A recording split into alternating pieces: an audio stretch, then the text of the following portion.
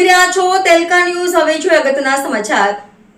Bharuch traffic વિભાગના ઈશ્વરભાઈ પટેલની નિવૃત્તિ પ્રસંગે સન્માન સમારોહ યોજાયો। ભરૂચ જિલ્લામાં ટ્રાફિક વિભાગમાં લાંબા સમયથી ફરજ બજાવતા ઈશ્વરભાઈ પટેલ તેમના કારકિર્દીનું ઐતિહાસિક સમાપન કરતા નિવૃત્ત થયા છે।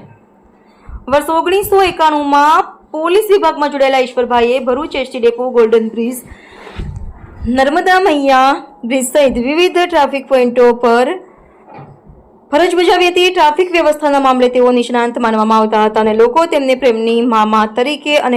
પ્રેમથી મામા તરીકે સંબોધતા હતા। કોરોના કાળની કઠિન પરિસ્થિતિમાં પણ ઈશ્વરભાઈએ પોતાની ફરજ સાથે માનવીયતા દાખવી હતી।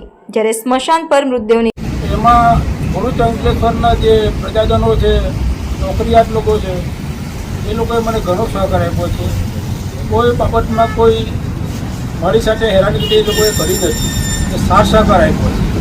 કેવી રીતે મેં એ લોકોને પણ સહકાર આપ્યો છે એ માટે લોકો આજની તારીખ ઉપર મને ગમે ત્યાં બોલે તેમ છતાં ઊભો થઈને મને બોલાવે છે। એ લોકોનો મારા પ્રત્યેનો આદર પ્રેમ ભાવ છે એટલે બધું બોલાવતો। બીજું